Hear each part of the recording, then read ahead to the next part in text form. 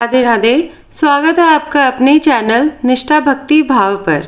जैसा कि आप सब जानते हैं, कार्तिक मास प्रारंभ हो गया है और आज की इस वीडियो में मैं आपके साथ शेयर करने वाली हूं कि कार्तिक के महीने में हम तुलसी जी की पूजा किस प्रकार से करेंगे, कैसे उनकी सेवा करेंगे और कैसे उनका आशीर्वाद प्राप्त किया जा सकता है। कार्तिक के महीने में तुलसी जी की पूजा करना सबसे शुभ फलदायी माना जाता है। जो लोग पूरे साल तुलसी जी की पूजा किसी कारण से ना कर पाए हों, अगर कार्तिक के महीने में नियमित रूप से पूजा कर ली तो उन्हें वर्ष भर में की गई पूजा का फल प्राप्त हो जाता है। तुलसी माता की पूजा या सेवा करने में आपको कुछ खास बातों का ध्यान जरूर रखना चाहिए और आज के इस वीडियो में मैं आपको बताऊंगी कि कार्तिक के महीने में तुलसी जी की पूजा कैसे करनी चाहिए, तुलसी माता को क्या क्या अर्पित करना चाहिए, कितनी बार तुलसी जी की परिक्रमा करनी चाहिए, कौन से मंत्र का जाप करना चाहिए, तुलसी पत्र तोड़ते समय कौन सी सावधानी बरतनी चाहिए, वह भी आप इस वीडियो में सुन पाएंगे। इस साल 2023 में 29 अक्टूबर से कार्तिक मास प्रारंभ हो गया है। ऐसे में साल का जो आखिरी चंद्र ग्रहण था वह भी 29 तारीख की तिथि प्रारंभ होने पर लगा हुआ था। 29 तारीख को रविवार था और ऐसे में रविवार के दिन फिर आप तुलसी जी की पूजा नहीं कर पाए थे। पीरियड्स की अवस्था में तुलसी माता की सेवा कैसे की जाती है, तो सबसे पहली बात कि कार्तिक के महीने में अगर आपके पास तुलसी जी का पौधा नहीं है तो तुलसी जी का आप एक पौधा घर पर लेकर आएं, बहुत शुभ रहेगा। अगर आपके पास पहले से ही पौधा है तो आप उस पौधे की अच्छे से साफ सफाई कर लें।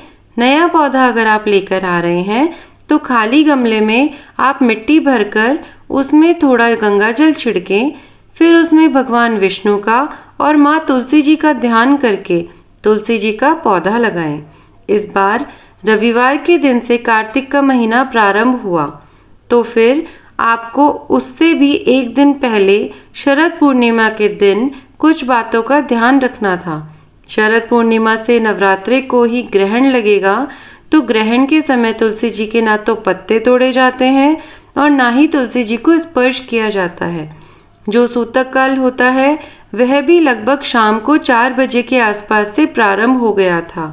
तो फिर ऐसे में आपको शरद पूर्णिमा से भी एक दिन पहले तुलसी जी के 2 से 4 पत्ते तोड़कर रख लेने थे, क्योंकि पूर्णिमा तिथि पर और कार्तिक मास के पहले आप भगवान को जो भोग लगाएंगे उसमें तुलसी पत्र आपको जरूर रखना होता है, क्योंकि भगवान विष्णु अपना भोग तुलसी के बिना स्वीकार नहीं करते।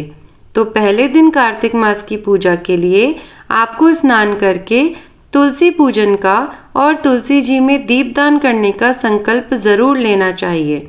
अगर आप कार्तिक मास के नियमों का पालन करना चाहते हैं, इसके लिए आप तुलसी जी के पौधे के सामने बैठकर हाथ में थोड़ा सा जल और पुष्प लेकर कार्तिक के महीने में तुलसी जी की पूजा और सेवा करने का इस प्रकार संकल्प लें कि हे तुलसी माता, आज से पूरे कार्तिक मास आपकी पूजा सेवा करूंगी। अगर मेरे द्वारा की गई पूजा में कोई कमी रह जाए तो उसके लिए हे तुलसी माता मुझे क्षमा कीजिएगा। फिर संकल्प जल को आप तुलसी जी में अर्पित करते हैं। लेकिन आपको जो इस प्रकार की पूजा है वह सोमवार के दिन से करनी है, यानी कार्तिक मास के अगले दिन से करनी है। पहले दिन रविवार है तो ऐसे में आप केवल तुलसी जी को प्रणाम करें और बिना स्पर्श किए आप सुबह शाम दीपक जला सकते हैं। तुलसी चालीसा का पाठ और तुलसी जी की आरती कर सकते हैं। आप शरद पूर्णिमा के दिन ही तुलसी जी के पौधे की साफ सफाई कर लें और फिर रविवार के दिन तुलसी जी को बिना स्पर्श किए आप सुबह शाम दीपक जलाकर रखें। तुलसी जी को आपको सोमवार के दिन मतलब आज के दिन ही जल अर्पित करना है। इस बात का आपको ध्यान रखना है। सोमवार के दिन से ही आपको विधि विधान से तुलसी जी की पूजा करनी है। पहले दिन की पूजा में आप तुलसी माता को अर्पित करने के लिए लाल चुनरी के अलावा चंदन, मौसमी फूल, मौसमी फल, श्रृंगार की सामग्री, हल्दी, कच्चा दूध और जल रखें। भोग लगाने के लिए आप कोई भी मीठा प्रसाद मौसमी फल, बताशे या कोई भी मीठा पकवान बना सकते हैं। इसके अलावा आप मिश्री का भोग भी माता को लगा सकते हैं। आप हर दिन की पूजा में आरती करने के बाद जब भोग लगाते हैं, उसे वहाँ पर ज़्यादा देर के लिए नहीं रखना चाहिए। आरती करने के बाद जब भोग लगाते हैं तो उसके तुरंत बाद ही उस भोग को माता के पास से हटाकर परिवार के सभी सदस्यों में बांटकर खुद भी आप ग्रहण कर सकते हैं। सबसे पहले आप तुलसी जी को प्रणाम करें, फिर ओम श्री तुलसियाय नमः और ओम श्री सुभद्राय नमः इस मंत्र का 11 बार जाप करते हुए तुलसी जी में धीरे धीरे जल अर्पित करें। अगर परिवार के सभी सदस्य रोज पूजा करने के बाद तुलसी जी के पौधे में जल अर्पित करते हैं तो केवल बहुत थोड़ा थोड़ा ही जल सभी को अर्पित करना चाहिए, क्योंकि ज़्यादा पानी डालने से, ज़्यादा जल अर्पित करने से तुलसी जी का पौधा खराब हो जाता है, सड़ जाता है। जल अर्पित करने के बाद पहले दिन आपको तुलसी की जड़ में 1 चुटकी हल्दी पाउडर और थोड़ा सा कच्चा दूध डालना होता है। आप चाहें तो जो जल आप अर्पित करेंगे उसी में आप डाल सकते हैं। तुलसी जी को आप जो कच्चा दूध अर्पित करते हैं वह बहुत थोड़ी सी मात्रा में होना चाहिए। बहुत ज़्यादा मात्रा में आप ना तो हल्दी पाउडर डालें और ना ही कच्चा दूध डालें। तुलसी जी को उसके बाद तिलक लगाया जाता है। तुलसी जी की पत्तियों में भी आप सभी पत्तियों में ना सही तो 2-4 पत्तियों में आप तिलक लगाएं और फिर धूप दीप जलाएं। आप तुलसी जी को लाल चुनरी चढ़ाएं। पहले दिन ही आप लाल चुनरी चढ़ा सकते हैं। अगर किसी कारण से आप पहले दिन यानी कि जैसे रविवार का दिन है उस दिन नहीं चढ़ाई जाती है तो आप सोमवार के दिन चढ़ाएं, और उस दिन यदि आप भूल जाएं तो फिर बीच में आप किसी भी खास दिन जैसे कि एकादशी के दिन आप चढ़ा सकते हैं। किसी भी दिन आप माता को चुनरी चढ़ा सकते हैं। श्रृंगार में आप चूड़ी, बिंदी तुलसी जी को अर्पित करें। तुलसी जी को आप मेहंदी लगाएं, लेकिन तुलसी जी को कार्तिक के महीने में केवल विवाह वाले दिन ही, यानी तुलसी विवाह जिस दिन किया जाता है उसी दिन सिंदूर अर्पित किया जाता है। उससे पहले कार्तिक के महीने में आपको तुलसी जी को सिंदूर अर्पित नहीं करना चाहिए, क्योंकि मान्यताओं के अनुसार हरि प्रबोधिनी एकादशी के दिन से यानी कि देवउठनी एकादशी के दिन जब तुलसी जी का विवाह शालिग्राम भगवान जी के साथ होता है या द्वादशी को जब विवाह होता है तब उसके बाद से ही तुलसी को सिंदूर अर्पित किया जाता है। तुलसी जी में जल अर्पित करते समय, दीपदान करते समय या फिर तुलसी पत्र तोड़ते समय आप सच्चे मन से जाप कर सकते हैं। फिर अगर संभव हो तो श्री तुलसी चालीसा का पाठ करें। सबसे अंत में आरती करके भोग लगाएं। फिर हाथ जोड़कर क्षमा मांगें कि अगर पूजा में या भोग लगाने में कोई कमी रह जाए तो उसके लिए हे तुलसी माता आप क्षमा कीजिए। फिर तुलसी जी की 3 बार परिक्रमा करनी होती है। तुलसी जी की परिक्रमा करते समय भी आपको मंत्रों का जाप करना चाहिए।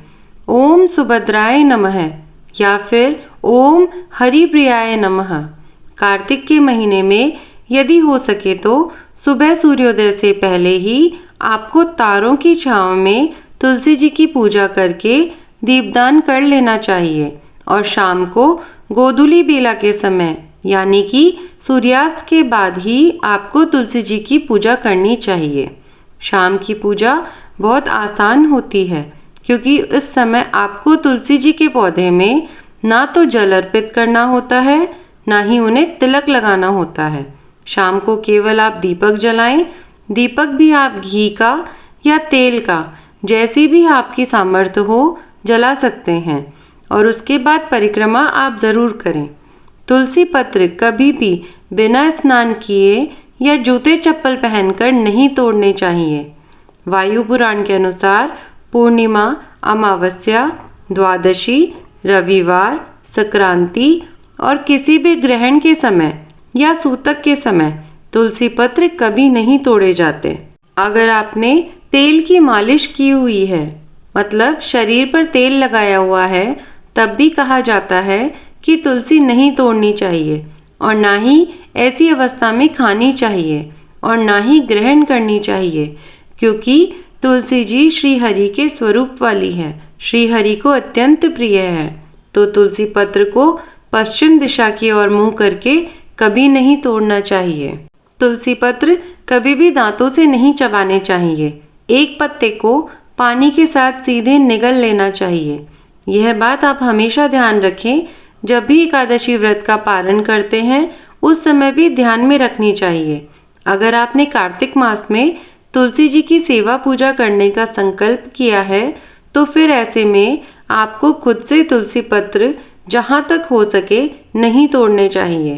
पूरी कार्तिक मास में आप परिवार के किसी अन्य सदस्य से तुलसी के पत्ते भगवान के भोग के लिए तुड़वा सकते हैं, और नहीं तो फिर आप अपने आप गिरे हुए तुलसी पत्र भी उठाकर साफ जल से धोकर उन्हें भी भगवान के भोग में अर्पित कर सकते हैं। आप हर गुरुवार को तुलसी जी के पौधे में थोड़ा सा कच्चा दूध और थोड़ी सी हल्दी डालकर अर्पित करें। कच्चा दूध और हल्दी बहुत थोड़ी सी डालनी है, नहीं तो पौधा खराब हो सकता है। तुलसी जी के पत्तों का भोग केवल भगवान विष्णु को, भगवान कृष्ण को या फिर बजरंगबली हनुमान जी को अर्पित किया जाता है। भगवान गणेश जी को या लक्ष्मी जी को आप भूले से भी तुलसी पत्र अर्पित ना करें। वैसे तो गुरुवार के दिन तुलसी जी का पौधा लगाना बहुत शुभ माना जाता है, लेकिन कार्तिक के महीने में आप किसी भी दिन तुलसी जी का पौधा लाकर लगा सकते हैं, लेकिन रविवार को छोड़कर। कार्तिक के महीने में तुलसी जी की पूजा करने से व्यक्ति की सारी मनोकामनाएं पूर्ण हो जाती हैं, वह निरोगी बनता है। तुलसी जी का पौधा अगर हो सके तो घर के बीचों बीच लगाना चाहिए। पौधे को हमेशा उत्तर या फिर ईशान कोण में ही लगाना चाहिए। इस महीने में आप चाहें तो तुलसी जी के पौधे का भी दान कर सकते हैं, जो कि बहुत विशेष फलदायी होता है। तुलसी जी के पौधे के नीचे जब आप दीपदान करते हैं तो आपको एक बात का ध्यान रखना है कि जो दीपक आप लगाते हैं वह एकदम जड़ के नीचे ना रखें, ताकि जो आंच है वह तुलसी जी के पौधे को खराब ना कर सके। अगर हो सके तो गमले के पास में आप एक छोटा सा मिट्टी का चौक बना लें, जिस पर रखकर आप दीपक जला सकते हैं। प्रतिदिन आपको पूजा करते समय दीपक की भी पूजा करनी है। पूजा के लिए आप दीपक में अक्षत और थोड़े से पुष्पादित करें। अगर पूजा करते समय तुलसी जी का पौधा दीपक से जल जाता है, मुरझा जाता है या सूख जाता है तो उसका भी दोष लगता है। तो आप हर दिन इस बात का विशेष रूप से ध्यान रखें। महिलाओं या कन्याओं ने अगर कार्तिक के महीने में तुलसी जी की सेवा करने का, तुलसी जी सींचने का नियम लिया है और इस बीच में यदि आपको पीरियड्स आ जाते हैं तो यह बात तो आप जानते ही हैं कि अशुद्ध अवस्था में तुलसी जी को कभी भी स्पर्श नहीं करना चाहिए। ऐसे में आप अपने परिवार के किसी अन्य सदस्य से तुलसी जी की पूजा करवा सकते हैं। अगर आप घर में अकेले हैं तो ऐसे में आप अपने आसपास किसी भी छोटी कन्या से या किसी भी महिला से आप तुलसी जी के पौधे में जल अर्पित करवा सकते हैं या दीपक जलवा सकते हैं। कई बार ऐसा होता है कि जो तुलसी जी का पौधा आपने लगाया है वह घर के आंगन के बीचों बीच नहीं होता, खुली जगह पर नहीं होता या एक कोने में रखा होता है, और घूमकर परिक्रमा करना आपके लिए आसान नहीं है, बहुत मुश्किल है, या घूमकर परिक्रमा करना ही संभव नहीं है। तो फिर ऐसे में आप अपनी जगह पर खड़े होकर 3 बार घूमकर परिक्रमा कर सकते हैं और माता को प्रणाम कर सकते हैं। इसके बाद आपको कार्तिक के पूरे महीने इसी विधान से सुबह और शाम पूजा करनी है। तुलसी जी को श्रृंगार पहले दिन ही अर्पित कर दें। बार बार आपको श्रृंगार या तुलसी जी को चुनरी अर्पित करने की आवश्यकता नहीं है, लेकिन तुलसी जी के विवाह वाले दिन आपको तुलसी को नई चुनरी अर्पित करनी चाहिए और उस दिन आपको उनका पूरा श्रृंगार भी यानी 16 श्रृंगार भी करना चाहिए। तो ये थी आज की तुलसी की कथा और पूजन विधि। उम्मीद है आपको वीडियो पसंद आई होगी। अगर आपको ये आज की वीडियो पसंद आई है तो वीडियो को लाइक और शेयर करें और अगर आपको हमारे चैनल पे ऐसी और भी वीडियोस देखनी है तो चैनल पे बने रहने के लिए आपको चैनल को सब्सक्राइब करना है और ऐसी वीडियोस की नोटिफिकेशन पाने के लिए आपको बेल आइकन प्रेस करना है। तो मैं आपसे फिर मिलती हूँ ऐसी ही और भी वीडियोस के साथ में। धन्यवाद। राधे राधे।